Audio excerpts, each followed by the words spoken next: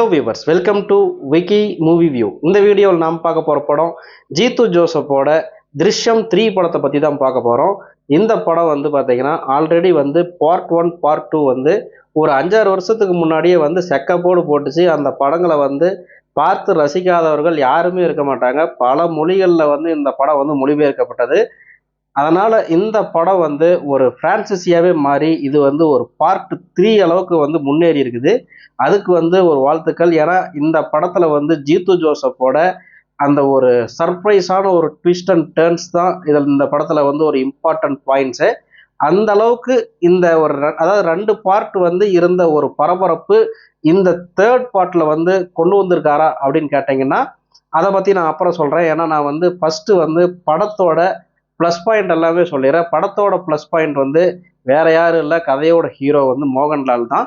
அவரோட நடிப்பு வந்து அதாவது அவரோட மூஞ்சே வந்து எல்லா ஒரு பரபரப்பான சீனாகட்டும், ஒரு சந்தோஷமான சீனாகட்டும், அதாவது உடம்பையே வளைக்காத நெளிக்காத அந்த மூஞ்சிலேயே வந்து ஆக்டிங் வந்து கொண்டு வர திறமை இந்தியாவிலேயே உலகத்திலேயே மோகன்லாலுக்கு மட்டும்தான் இருக்குது. அந்த அளவுக்கு அவர் வந்து ஆக்டிங்கில் வந்து ஒரு சூப்பரான ஒரு பெர்ஃபார்மன்ஸ் கொடுத்துருக்காரு. ஏன்னா அவரோட பழைய திருஷ்யம் பாட்டுகளுமே அவரோட இதுதான் வந்து ஒரு முக்கியமான ஒரு இதாக இருந்துச்சு. அது உங்க எல்லாத்துக்குமே தெரியும். இந்த படம் வந்து பார்த்தீங்கன்னா ஆரம்பத்தில் அந்த பழைய 2 பார்ட்டோட அதாவது எத்தனையோ வருஷங்களுக்கு அப்புறம் ரிலீஸ் ஆகிறனால ஜனங்க மறந்துடுவாங்க. அப்படிங்கிறதுனால ஒரு பழைய அந்த ஃபர்ஸ்ட் பார்ட்டு செகண்ட் பார்ட்லேருந்து கொஞ்சம் கொஞ்சம் சீன் வந்து இந்த இதெல்லாம் நடந்துச்சு. இதோட கண்டினியூட்டியாக தான் இது வந்து அதாவது வருது அப்படின்னு வந்து காட்டின விஷயங்களோட இந்த படம் வந்து ஸ்டார்ட் ஆகுது. ஏன்னா படம் வந்து பார்த்தீங்கன்னா அந்த ஃபர்ஸ்ட் ஆஃப் வந்து ஓரளவுக்கு ரொம்பவுமே வந்து ஸ்லோவாக தான் போச்சு. அந்த அளவுக்கு தான் வந்து அந்த ஃபர்ஸ்ட் ஆஃப் ஸ்க்ரீன் பிளே இருந்துச்சு. செகண்ட் ஆஃபில் வந்து பார்த்தீங்கன்னா அதுவும் கிளைமேக்ஸுக்கு ஒரு 20 நிமிஷத்துக்கு முன்னாடி தான் இந்த படத்தோட ஒரு பரபரப்பே வந்து ஸ்டார்ட் ஆகுது. இதில் வந்து பார்த்தீங்கன்னா அந்த ஃபர்ஸ்ட் பார்ட் செகண்ட் பார்ட்டில் கொடுத்த ஒரு ட்விஸ்ட் அண்ட் டர்ன்ஸு, அந்த ஒரு யூட்டன் மூமெண்ட்ஸ், அந்த ஷாக்கிங் மூமெண்ட்ஸ்லாம் ரொம்பவுமே வந்து குறைவாக இருந்துச்சு. அதனால் கொஞ்சம் வந்து இந்த ஒரு 3rd பார்ட் வந்து கொஞ்சம் ஏமாற்றம் தான். இது வந்து பார்த்தீங்கன்னா ஓரளவுக்கு வந்து ஒரு அதாவது ரொம்ப மோசமான ஒரு இதெல்லாம் கிடையாது.